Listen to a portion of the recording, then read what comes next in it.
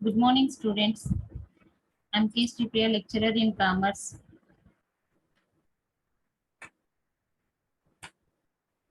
Nehru Memorial Government Degree College, Jogipet.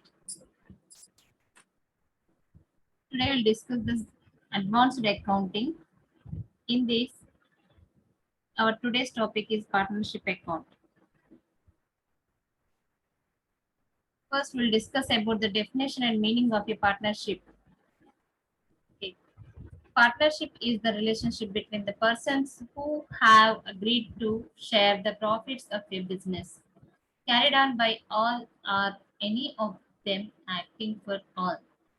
This definition is given by the Indian Partnership Act 1932 under Section 4. What is the meaning of this definition? We'll discuss now. Partnership is the relationship between persons. అంటే వ్యక్తుల మధ్య సంబంధము అని అర్థం. Who have agreed to share the profits of a business have agreed who have agreed to share the profits of a business.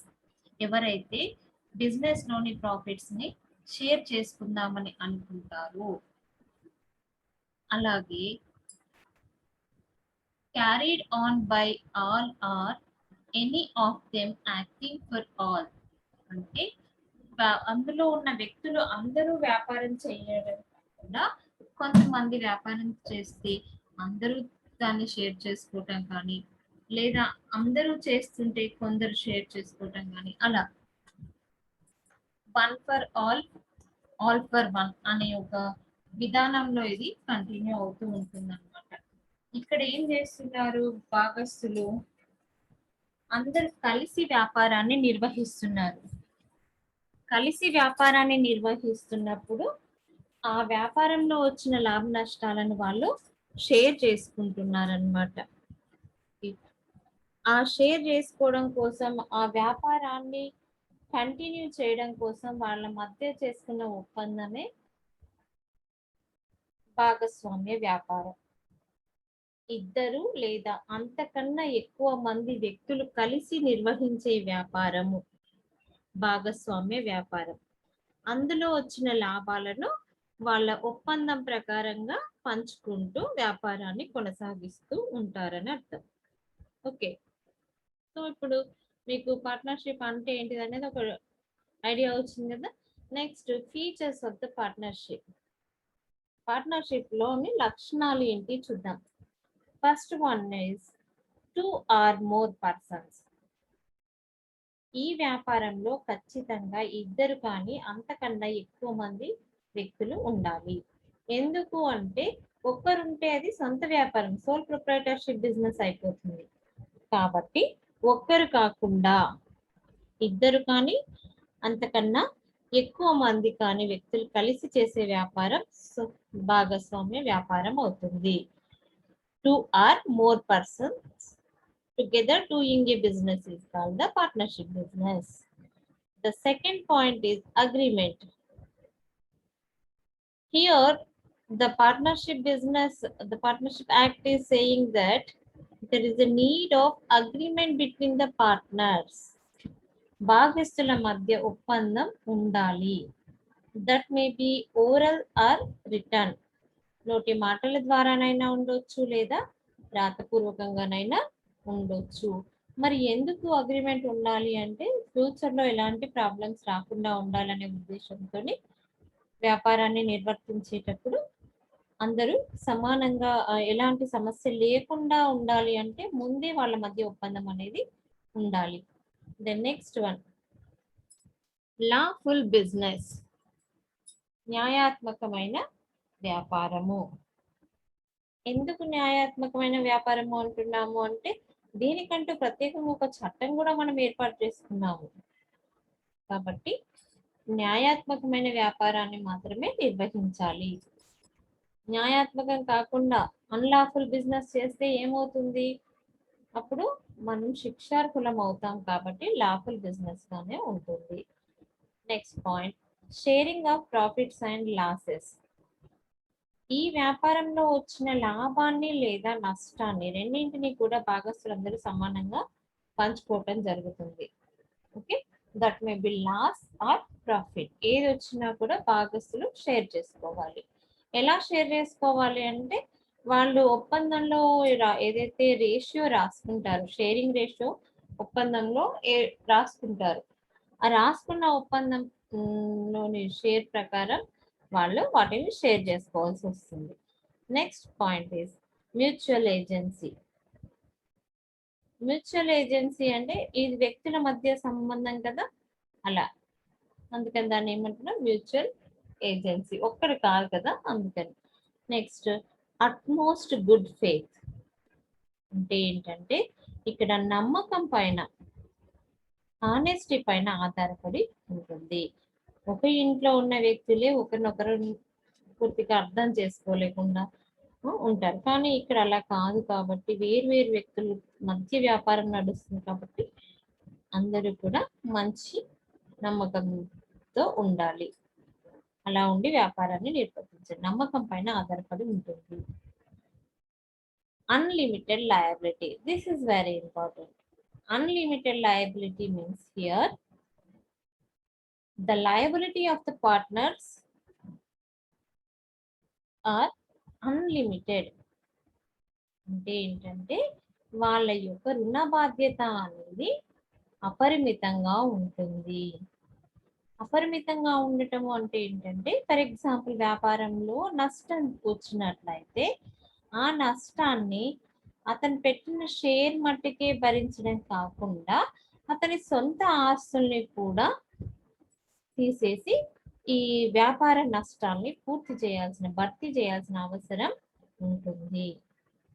అంటే భాగస్థుడు యొక్క నష్ట భయం కేవలం అతని వాటాకు మాత్రమే పరిమితం కాదు, అతని వ్యక్తిగత ఆస్తులకు కూడా దాని ప్రభావం ఉంటుంది. దాన్ని మనం అన్లిమిటెడ్ లయబిలిటీ అంటాం, అపరిమిత రుణ బాధ్యత. Next one is joint ownership and control. మనం ముందే చెప్పుకున్నాం 2 or more persons అంటే ఇద్దరు కానీ అంతకన్నా ఎక్కువ మంది వ్యక్తులు వ్యాపారం చేస్తున్నారు కాబట్టి వాళ్ళ మధ్య ఉండే ఓనర్షిప్ ఏ విధంగా ఉంటుందంటే జాయింట్ ఓనర్షిప్. అందరు కలిసి యాజమాన్యాన్ని నిర్వహించవచ్చు. ఎంతమంది భాగస్తులు ఉంటే అంతమంది, ఇద్దరు కావచ్చు లేదా అంతకన్నా ఎక్కువ మంది, ఎంతమంది ఉన్నా వాళ్ళందరూ కూడా వ్యాపారానికి యజమానులే అవుతారు.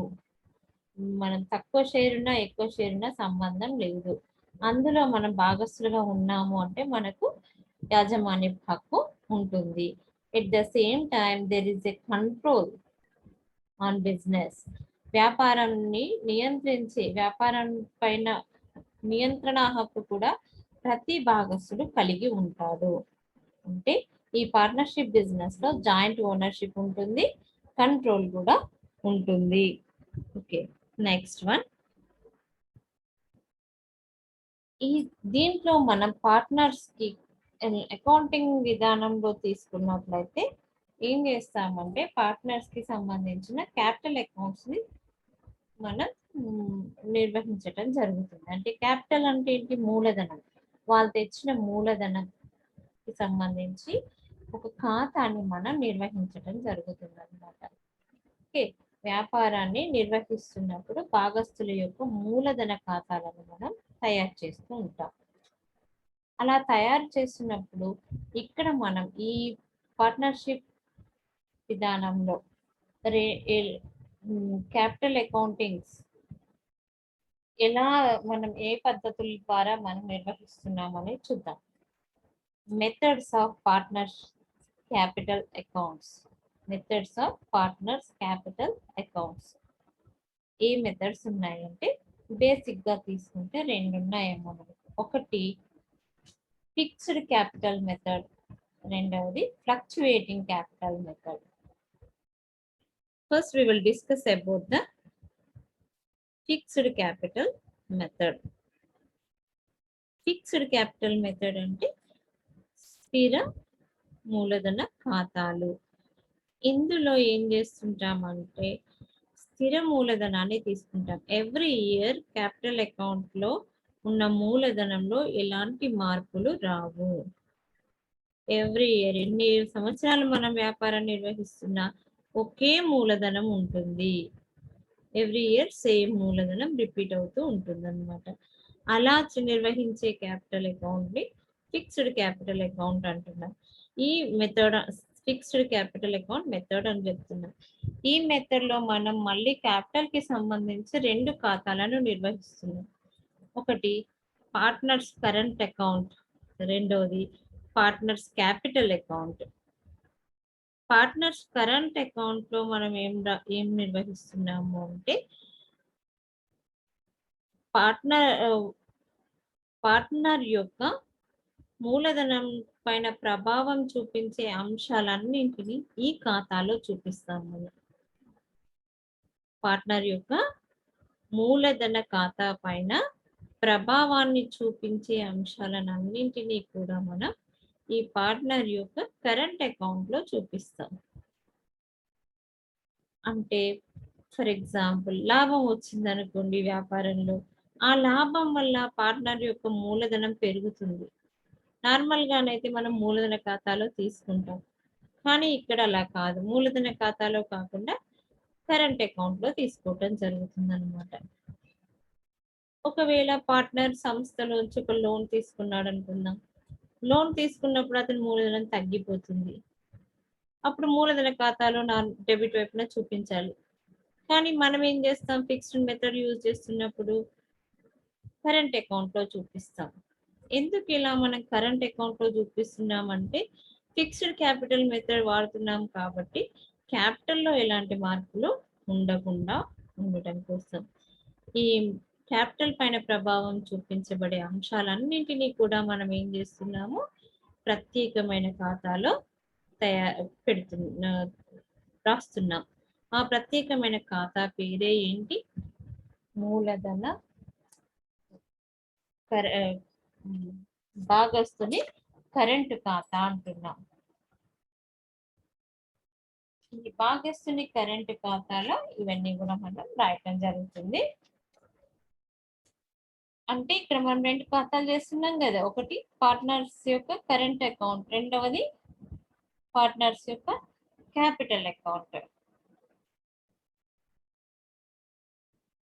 రెండో మెథడ్ ఏంటంటే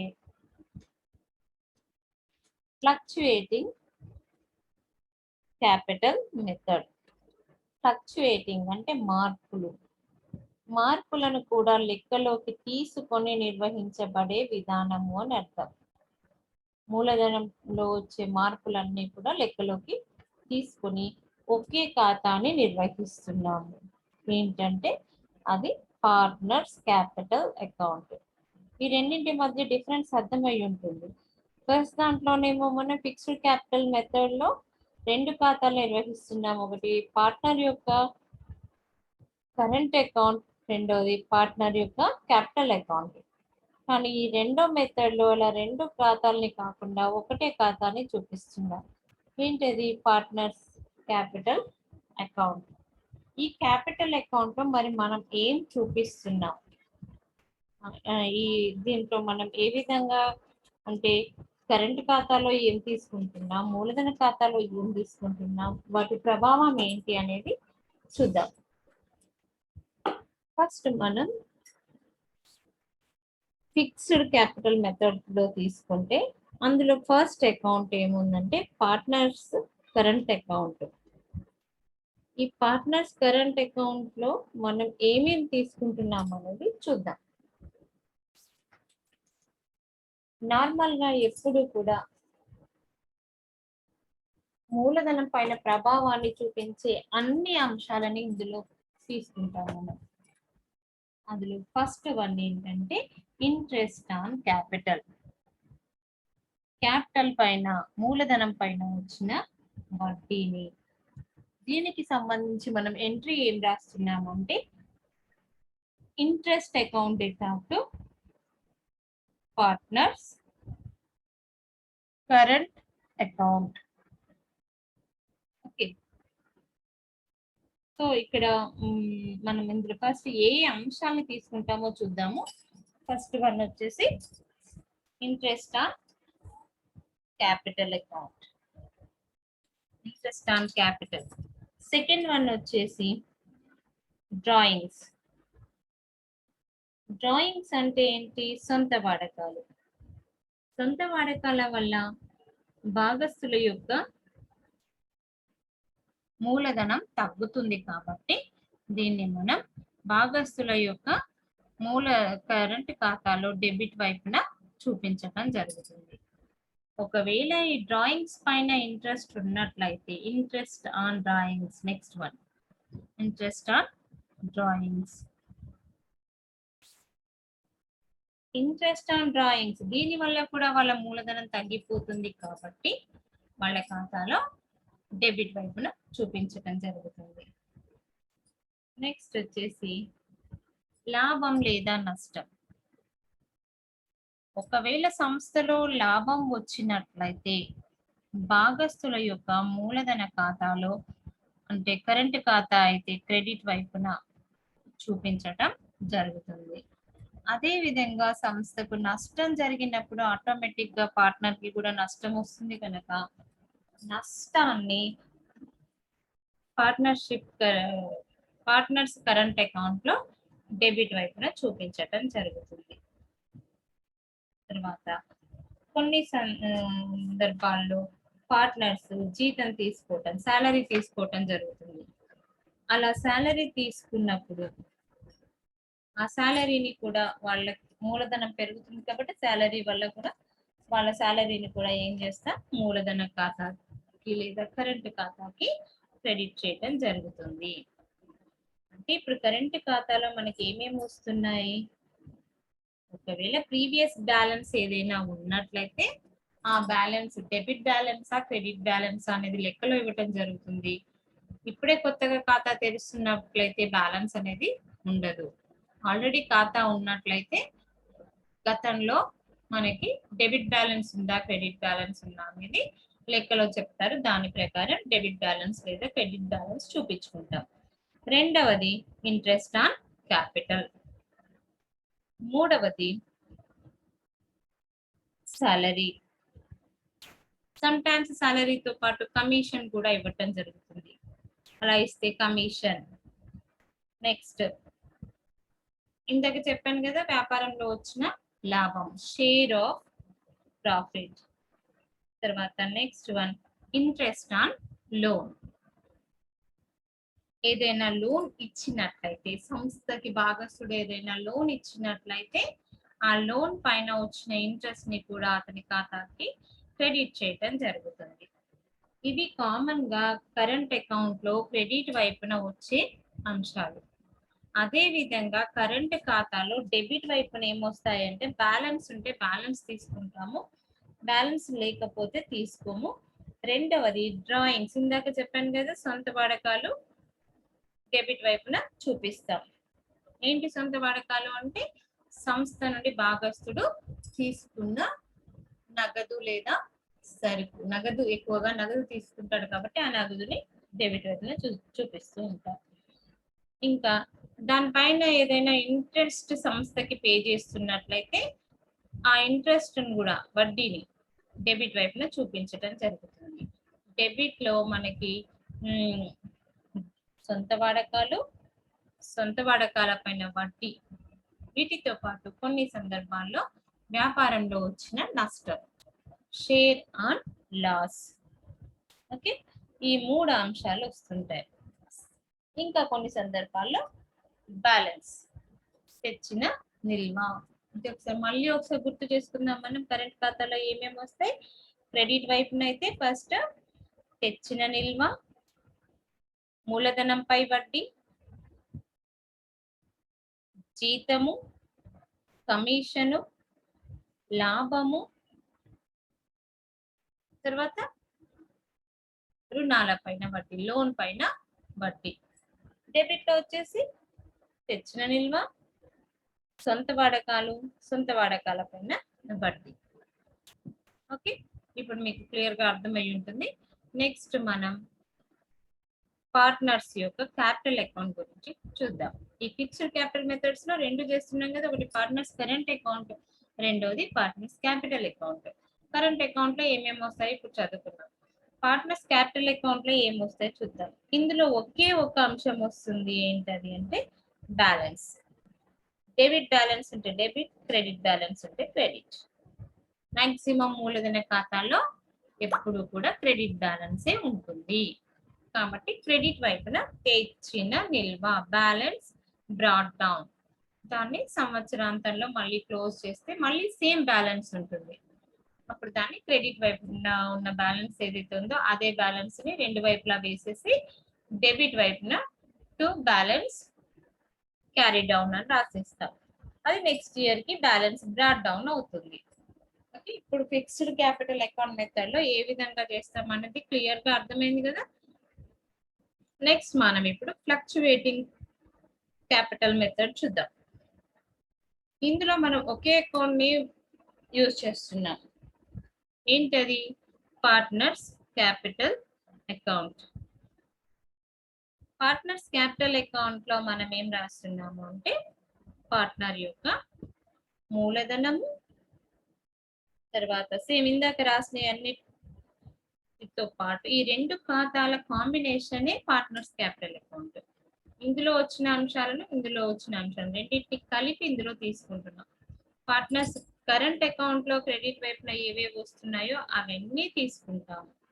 బట్ అన్నిటికంటే ముందు పార్ట్నర్ యొక్క క్యాపిటల్ అకౌంట్ లో ఏముందో, క్యాపిటల్ అకౌంట్ లో ఏముంటుంది, క్రెడిట్ వైపున నిల్వ ఉంటుంది. ఆ నిల్వను ఫస్ట్ తీసుకొని కరెంట్ అకౌంట్ లో వచ్చిన వాటిని తర్వాత రాసుకుంటాం. అంటే ఈ రెండింటిని కలిపి ఒకే ఖాతాగా నిర్వహిస్తున్నాం. అంటే ఇప్పుడు దీంట్లో ఏమేమి వస్తాయి చూడండి. ఫస్ట్ మనం క్యాపిటల్ అకౌంట్ తీసుకుందాం. అందులో ఏమొచ్చింది? తెచ్చిన నిల్వ. సో ఇక్కడ కూడా తెచ్చిన నిల్వ వస్తుంది. Balance brought down. దాని తర్వాత మిగతా అంశాలన్నీ వచ్చేస్తాయి. ఏంటవి? Interest on capital, salary, commission, share of profit, interest on loan. అట్లాగే డెబిట్ వైపున బ్యాలెన్స్ బ్రాట్ డౌన్, ఒకవేళ ఉంటే, లేకపోతే లేదు. తర్వాత సొంత వాడకాలు, సొంత వాడకాల పైన వడ్డీ, వ్యాపారంలో ఎప్పుడైనా నష్టం వచ్చినట్లయితే ఆ నష్టం, ఇవన్నీ డెబిట్ వైపున చూపిస్తాం. ఇప్పుడు రెండు వైపులా టోటల్ చేస్తే ఎక్కువ మటుకి కూడా అంటే 99% భాగస్తుల యొక్క మూలధన ఖాతా క్రెడిట్ నిల్వనే చూపిస్తుంది. ఆ క్రెడిట్ నిల్వని టోటల్ చేసేస్తే డెబిట్ లో వచ్చిన బ్యాలెన్స్ ని balance carry down next year కి తీసుకెళ్తున్నాం. తేల్చిన నిల్వ నెక్స్ట్ ఇయర్ అది ఏమవుతుంది? తెచ్చిన నిల్వ, balance brought down. Okay, this is about the partners capital accounts. ఇంకొక చిన్న టాపిక్ చెప్తున్నా. The next one is partnership deed. ఈ పార్ట్నర్షిప్ డీడ్ అంటే ఏంటంటే ఒప్పందం, ఇట్స్ అగ్రిమెంట్, భాగస్తుల మధ్య ఒప్పందము. ఏంటది చూద్దాం. Partnership deed and its contents. First we'll discuss about the partnership deed. A partnership deed is a written agreement among the partners providing for rules and regulations. అంటే వ్యాపారం నిర్వహిస్తున్న వ్యక్తుల మధ్య ఉన్న ఒక ఒప్పందం. ఆ ఒప్పందం ఏం కలిగి ఉంటుంది అంటే ఆ వ్యక్తుల మధ్య నియమ నిబంధనల్ని తెలియజేస్తుంది. It is signed by all the partners. It is stamped as per the Stamp Act. అందరు భాగస్తులు దీన్ని అంగీకరిస్తూ సంతకం చేస్తారు. చేసి దానికి తగినంత స్టాంప్స్ కూడా according to the stamps act they will be stamp the papers. It is documented to prevent possible disputes and disagreements among the partners at a future date. దీన్ని తయారు చేయడంలో ముఖ్యమైన ఉద్దేశం ఏంటంటే భాగస్తుల మధ్య సమస్యలు రాకుండా ఉండడం కోసం, వాళ్ళ మధ్య తగాదాలు ఉండకుండా చూడటం కోసం. అగ్రిమెంట్ లో ఉన్న వాటి ప్రకారంగా వాళ్ళు నిర్వహిస్తూ ఉంటే ఫ్యూచర్ లో వాళ్ళకి ఎలాంటి సమస్య రాకుండా ఉండేందుకు అగ్రిమెంట్ రాసుకోవడం జరుగుతుంది. నెక్స్ట్ మనం what are the contents in the partnership deed చూద్దాం. Contents of a partnership deed. The first one is the name of the firm. సంస్థ యొక్క పేరు. ఏ పేరుతో మనం వ్యాపారాన్ని నిర్వహిస్తున్నాం.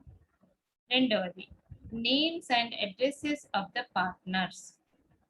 పార్ట్నర్స్ యొక్క భాగస్థుల యొక్క చిరునామాలు, వాళ్ళ యొక్క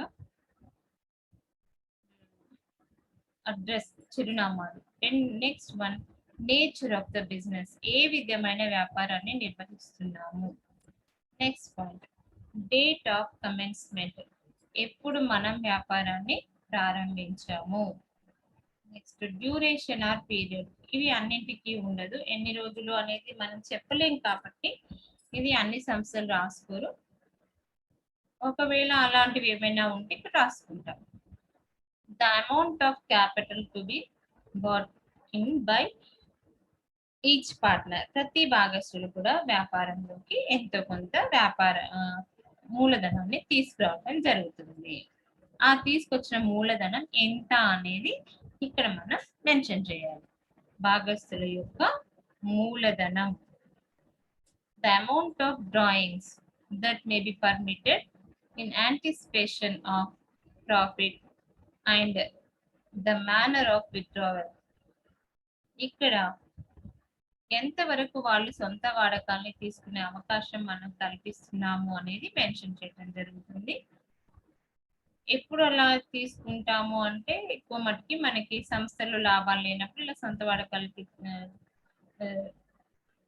తీసుకోవటము, లేదంటే లోన్స్ తీసుకోవటము, సంథింగ్ ఇలా చేస్తూ ఉంటాం కాబట్టి అప్పుడు మనము సొంత వాడకాలు ఎంతవరకు తీసుకోవచ్చు, విత్డ్రావల్స్ ఎంతవరకు తీసుకోవచ్చు అనేది ఈ పాయింట్ లో మనం మెన్షన్ చేస్తుంటాం. నెక్స్ట్ వన్ ఇక్కడ నేను రాయలేదు, చెప్తాను వినండి. Proportion of division of profit and loss.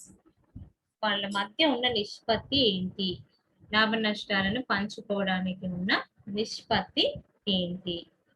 Next rights and duties of the partners as between themselves.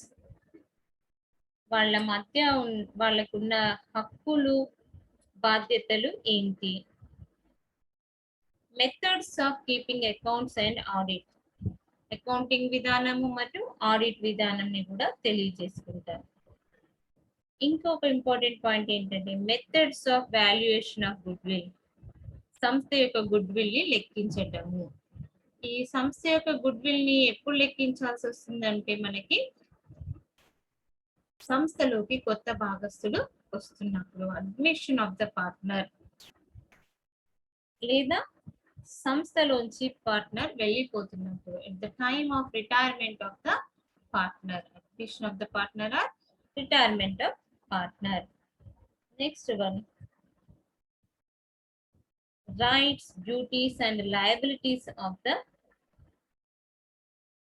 Partners. వాళ్ళందరికీ ఉండే భాగస్థులందరికీ ఉండే హక్కులు, బాధ్యతలు, విధులు ఇక్కడ మనం తెలియజేసుకుంటూ ఉంటాం అన్నమాట. ఇంకో పాయింట్ ఏంటంటే in case of disputes how the settlements is to be made between or among the partners. ఎలా మనం ఒకవేళ భాగస్థుల మధ్య తగాదాలు వచ్చినట్లయితే ఎలా మనం వాటిని సాల్వ్ చేసుకోవాలనేది కూడా ఇక్కడ మెన్షన్ చేసుకోవడం జరుగుతుంది. This is about the partnership deed. Next ఇక్కడ ఏంటంటే ఒకవేళ అందరూ భాగస్వామ్య వ్యాపారం చేసిన వాళ్ళందరూ భాగస్వామ్య ఒప్పందం రాసుకోవాలనే రూల్ ఏం లేదు. వాళ్ళ ఇష్టం ఉంటేనే ఓరల్ గా కూడా మాట్లాడుకుని వ్యాపారాన్ని నిర్వర్తించవచ్చు. కాబట్టి ఒకవేళ అలాంటి వ్యాపారం చేస్తున్న వాళ్ళకి సడన్ గా ఏదైనా సమస్యలు వచ్చినప్పుడు, లేదా వాళ్ళకి ఏవైనా బెనిఫిట్స్ అలా పొందాల్సిన పరిస్థితిలో ఉన్నప్పుడు మరి ఏ రూల్స్ అప్లికేబుల్ చేయాలి. Rules applicable in the absence of partnership deed. Partnership deed ని మనం రాసుకున్నప్పుడు ఏం రూల్స్ అప్లికేబుల్ చేస్తాం. దీన్ని మనము ఎక్కడ నుండి తీసుకుంటున్నాం అంటే partnership act, Indian partnership act 1932లో మనకి దీనికి సంబంధించిన అంశాలను మెన్షన్ చేయడం జరిగింది. దాని ప్రకారంగా ఆ రూల్స్ ని మనం ఫాలో అయితే సరిపోతుంది.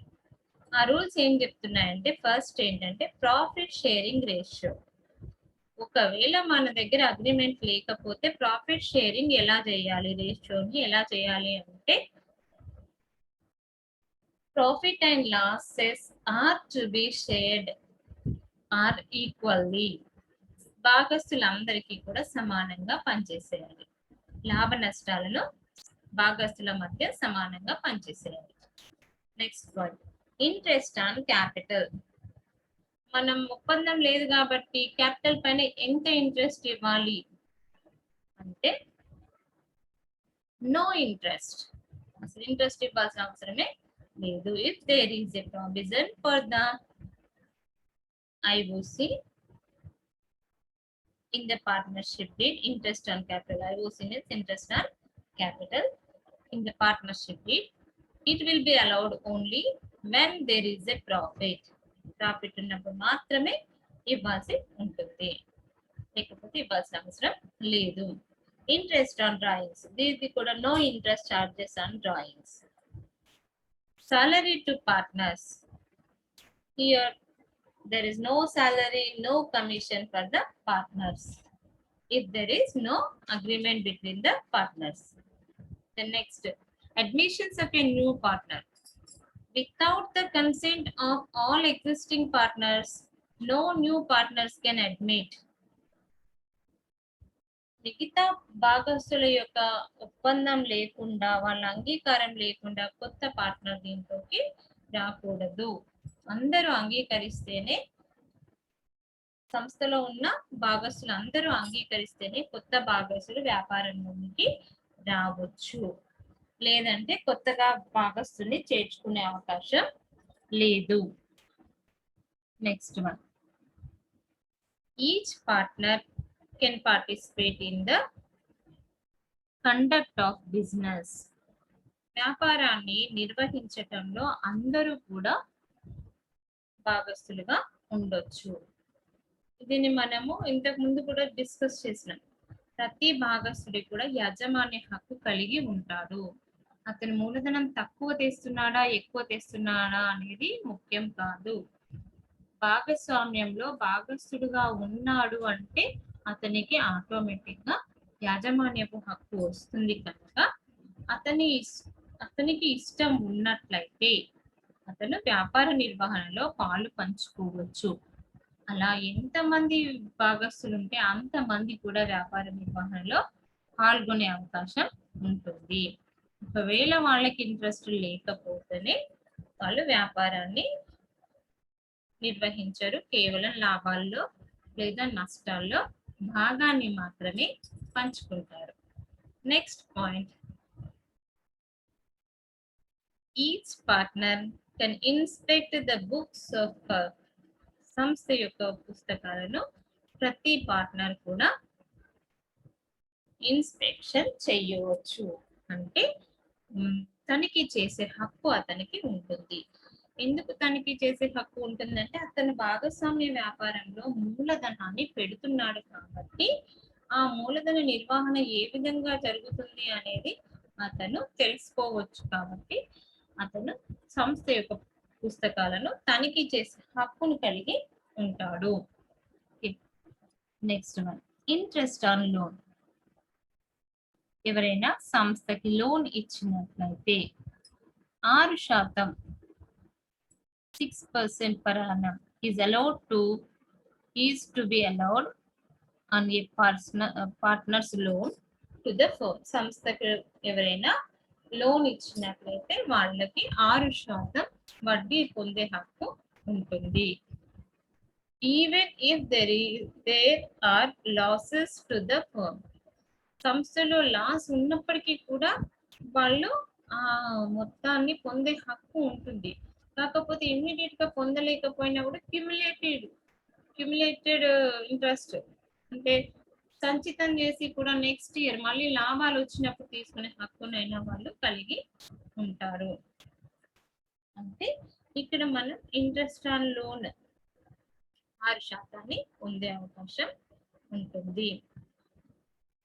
ఇప్పుడు క్లియర్ గా అర్థమయ్యే rules applicable in the absence of partnership deed.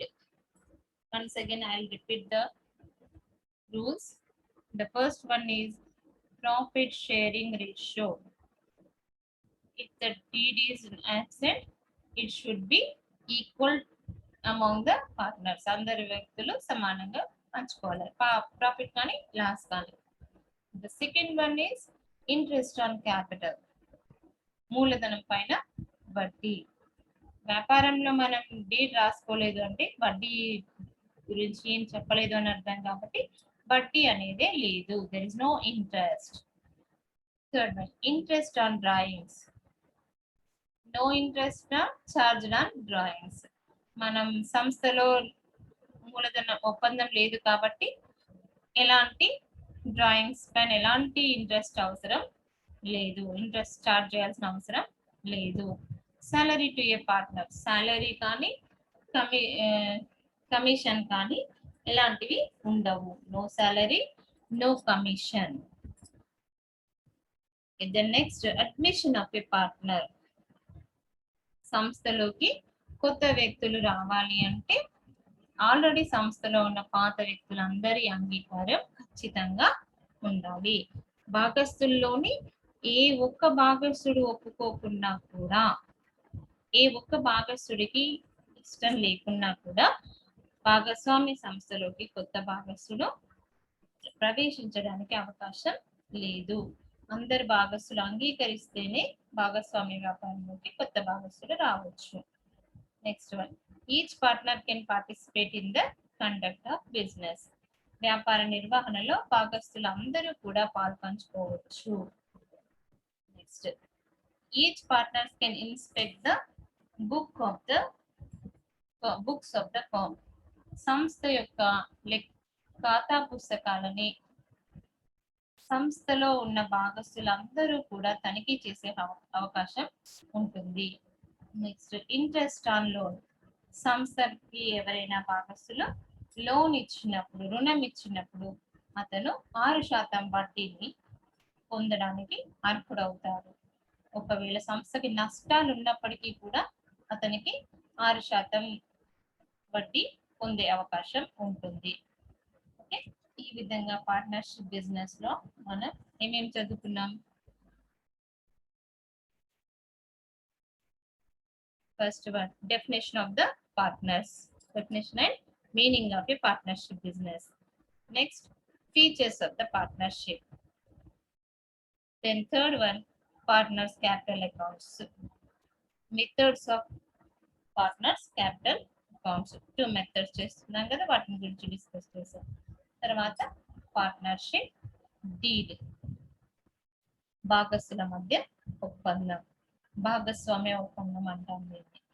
Next, rules applicable in the absence of partnership deed. Okay,